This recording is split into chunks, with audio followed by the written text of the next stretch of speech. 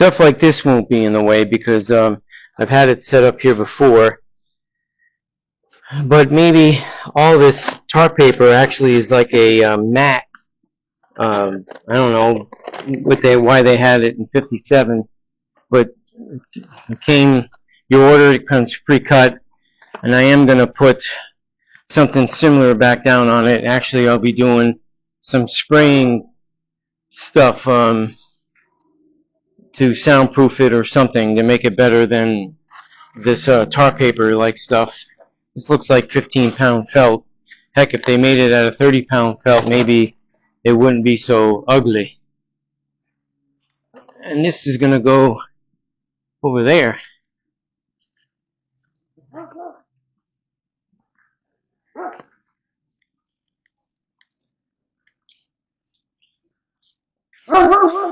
Yeah, that happens to be Jack, the dog with the big mouth.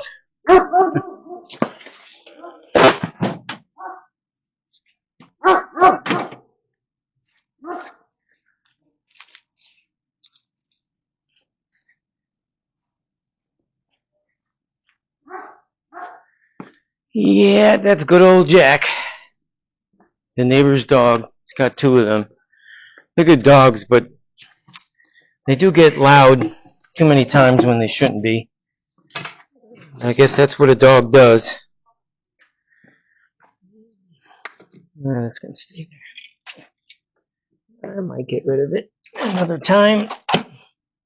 At least the bulk of it's out of the way. You don't need the square. I should put this here. Some more of this junk. Well, this doesn't matter right now. That rolls. Alrighty.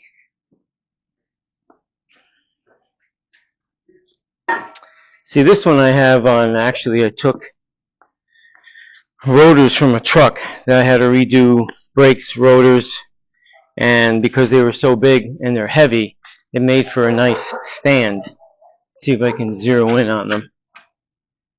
As you see there, it worked out well. This rack stays pretty steady, so that's why I did that. And this one there, the second one, you can see over there, I made it to where it's got casters on it, and that makes it even more convenient to use. Maybe eventually I'll put casters on there, I'm not sure, but nevertheless, both of them work out very handy for hanging small parts and painting them and what.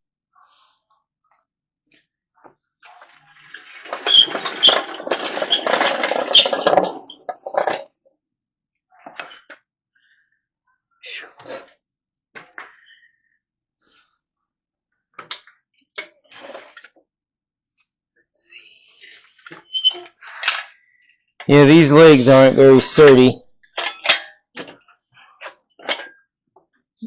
I'm always afraid that when I bend over to lift this thing up, I get clocked in the head with these legs that like to move. Let's see.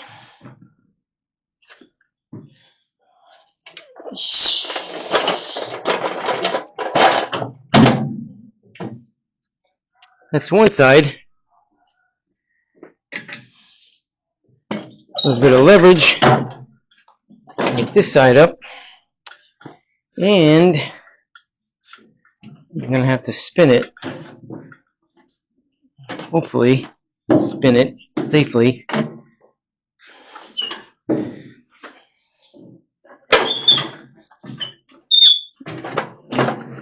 Just enough room.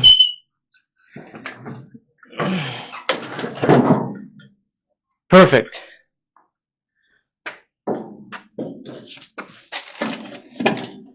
Just perfect. Alright. And I can still get my garden tractor out of there. Okay, so let's see.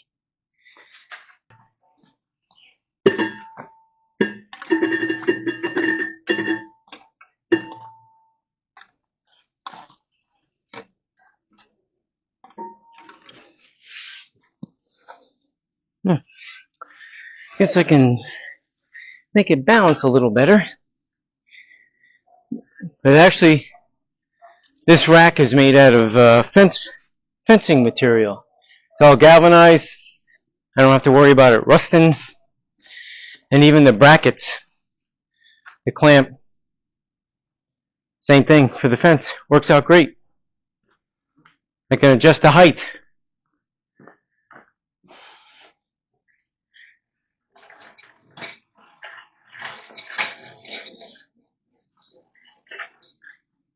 You can see the pipe that this particular one that goes up, that's vertical, is thicker, a little bit. I mean, it could be the same, but I had to buy different brackets, heavier ones, bigger ones, because I ran out of the ones that I made that with. But it works out well. I did have to put a brace on the bottom. I don't know if you can see it in the video. And the long pipe bolted in so that it doesn't do this. And then the same thing at the top with the ratchet strap to keep it sturdy.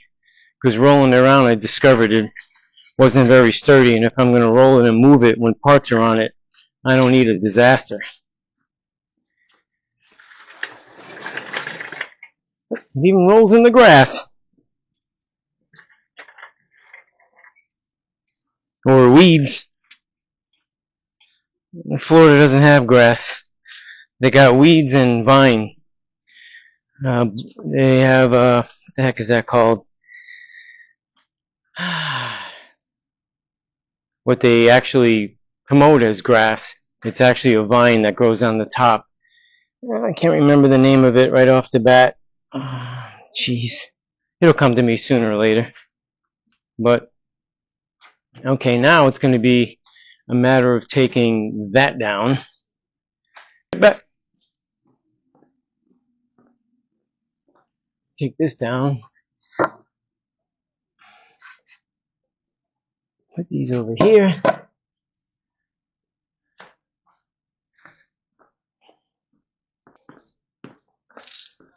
Got some chains. This will be for the middle. So over there. I'm going to have to use a different one than that one.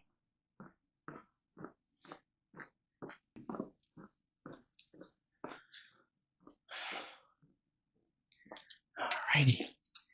This one will work out perfect. All I need now is my ladder. Low bridge. Yeehaw. I heard it too.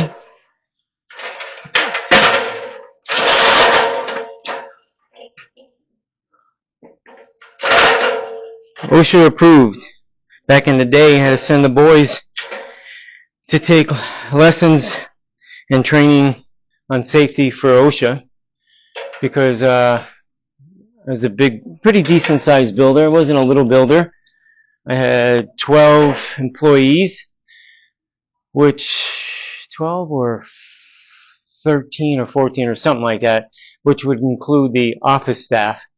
And I hired union workers and non-union workers to do the building that we were doing. We were doing big homes up north, and with hiring union workers, they were required to have certain qualifications or to at least attend certain classes, especially for safety. So one of the things they actually showed you is your toes to the trailer, your arms straight out like this, and that's how you know that the ladder is at the correct angle, one of these extension ladders anyway. And if you take a folding ladder, one of them A-style looking ones, and you open it up and you do the same thing, you put your toes to it, and you put your hands straight out, it'll be exactly the way I just showed you. That's right.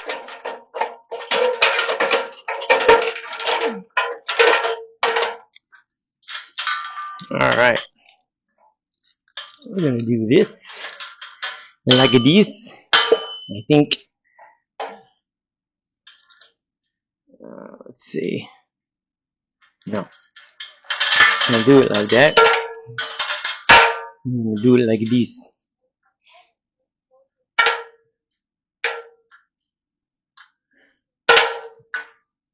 I don't want this to come unhooked, obviously. This has to go to there. This will go like this. That will go like that.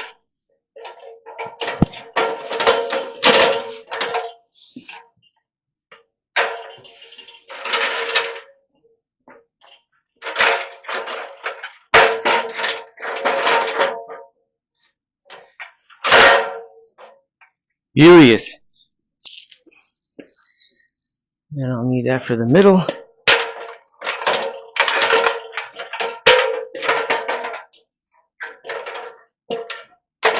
Alrighty.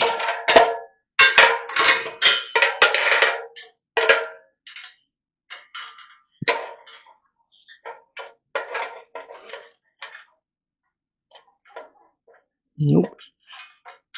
Wrong way, Clyde. Okay, so let's do it like this.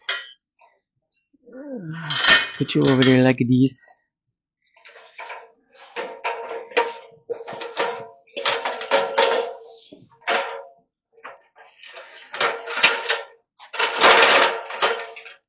Let's see.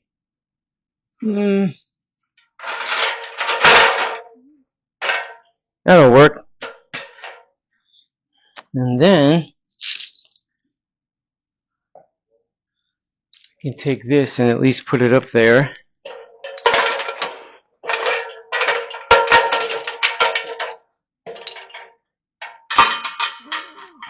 Yep.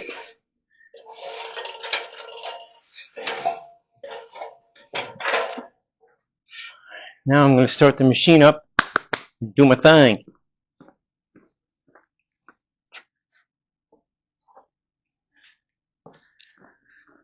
I know it's not the most entertaining, but at least gives you an idea.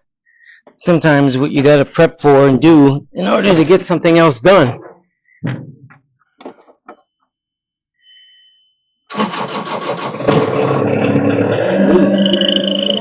She's a little cold.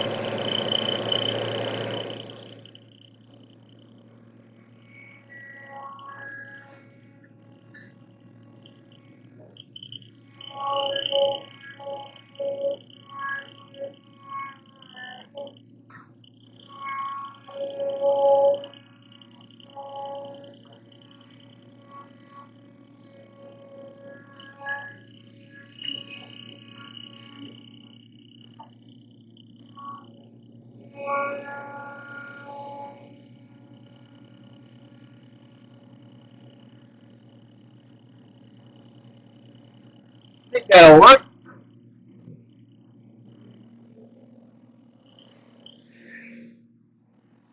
Eventually.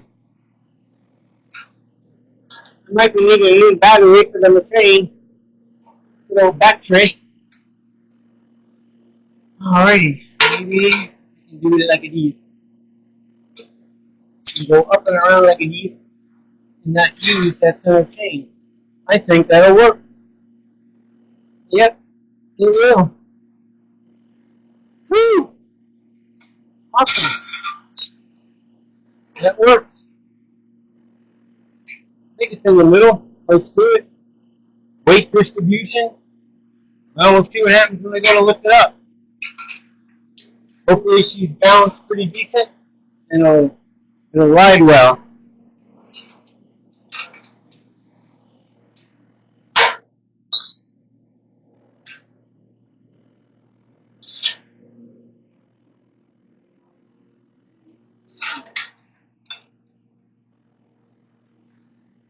The fun part's going to be is when I go to lower it down and get it to hop up on its wheels.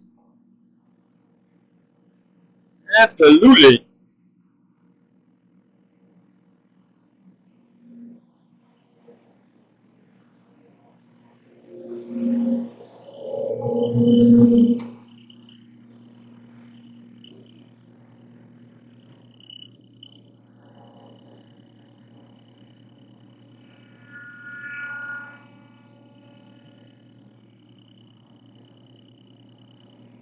Yay! I think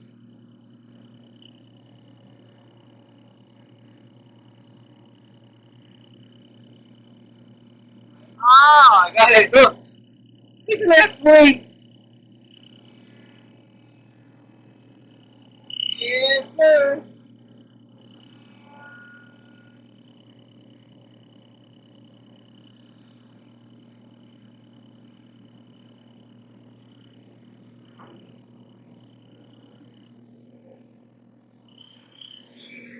I forgot I got a bungee cord up there. I got to disconnect. Like I thought it was going to go somewhere. And the bungee cord was going to hold back a, I don't know, 200-pound whack.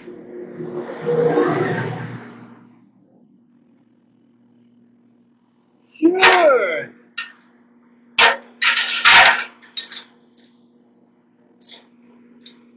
Looks closer. Got a little dry rock going on around here.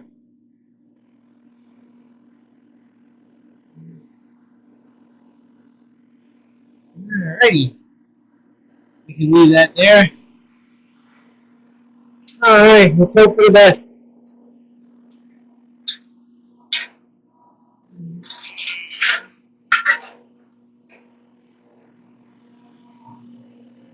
Try it again.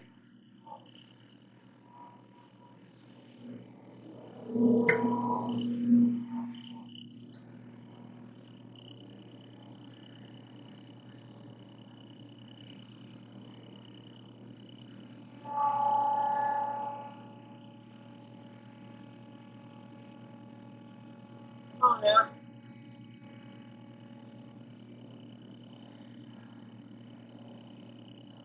Come on now.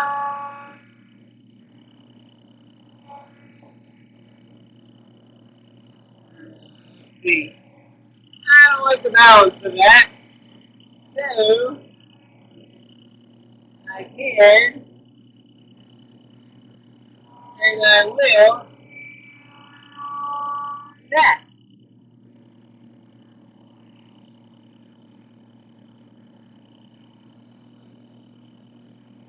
No, don't like it.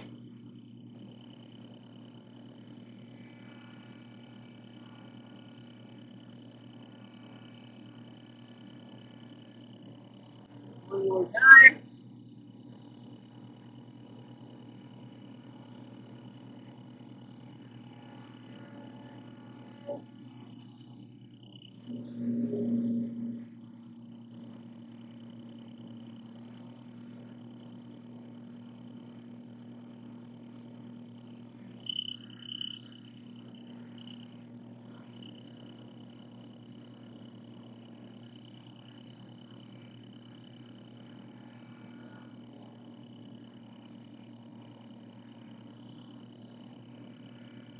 Alright, that's not too bad. I don't think.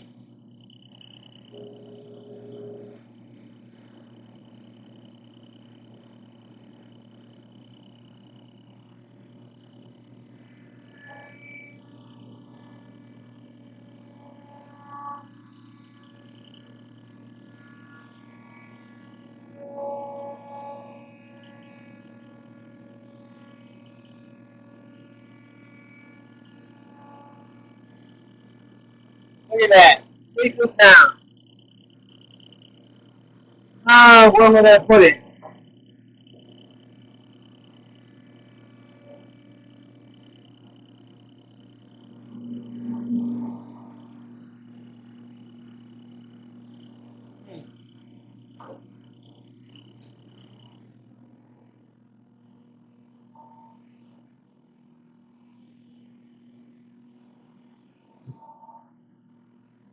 Am I leaking something?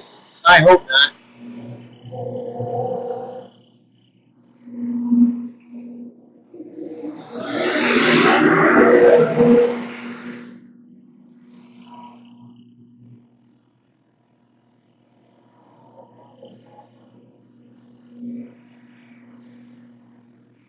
Let's see.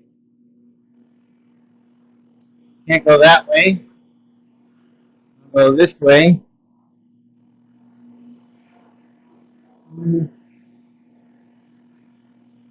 Not really sure.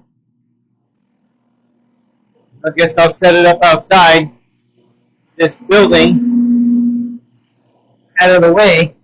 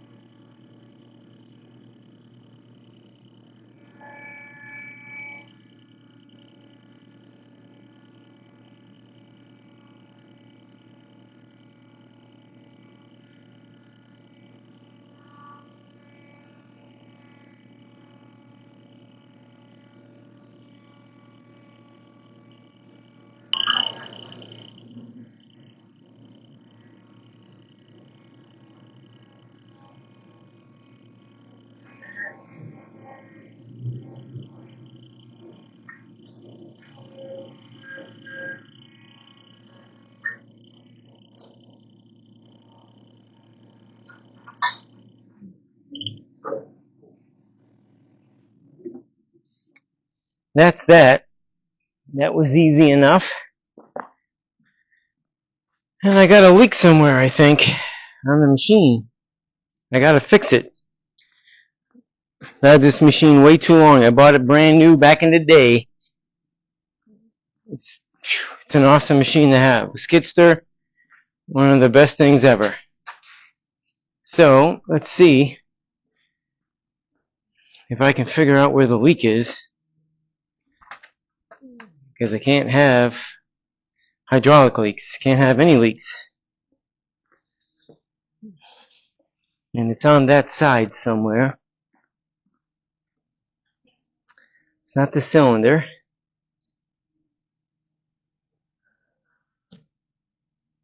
I don't see anything on this side with the hoses that run through here. Oh, wait a minute. What do we got here? What?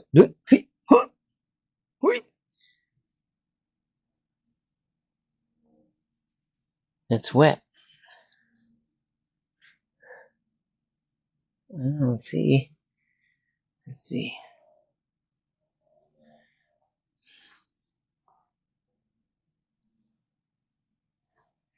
It's weird. Let's see in the back.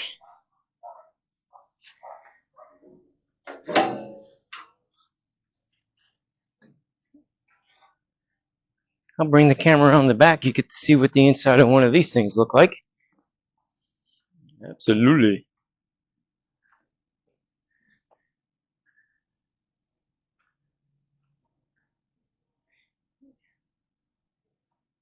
See, that's where the engine sits, obviously, and the drivetrain, the hydraulics on the left side of the machine, fuel tank to the right. I've worked on Bobcat skidsters, and the one thing that doesn't make sense to me on them is that their gas tank is underneath the engine, and the only way you can get that gas tank out, which is plastic, is you got to pull the engine out. I've done those, and that to me does not make sense. This machine here is supposedly American made. I don't think the engine is, because I think it's actually, what's the name of this engine? Doesn't matter. But the rest of it, it's even stamped made in the USA. It's one of the reasons why I bought it. I was considering this one and Case, and I didn't go with Case. I don't remember why, because I bought this in 2001. But it wouldn't have been a bad idea. I would have gotten a bigger and heavier one. And there was one size up from this, and it was a 1700. This is a 1500. And even then, when I got it, I kind of thought it was a little on the smaller side for what we were using it for. Taking the wood off the trucks, moving dirt around the houses that we were building and stuff, and it just seemed like it was undersized. It wasn't underpowered, but undersized in the way of lifting capacity. So I don't see anything yet. Checking out all the hydraulic lines. But, nevertheless, let's see. I don't see anything leaking on the bottom. Can't imagine. Pretty sure that felt like oil. Hydraulic oil. And it was that stain right there. That one down there. Somewhere. Right there. I'm going to check it out. It's definitely not water. Yeah, this is oil. Hydraulic oil. That's what it actually smells like. And with this drip on the side of the machine, that wet spot, kind of an indication, I think. But this line is dry. Cylinder's dry. Oh, think I found it. Came out of the cylinder. I might have to replace the seal. I don't know if I've done them since I've owned it. I know I did the front cylinders. Definitely did that.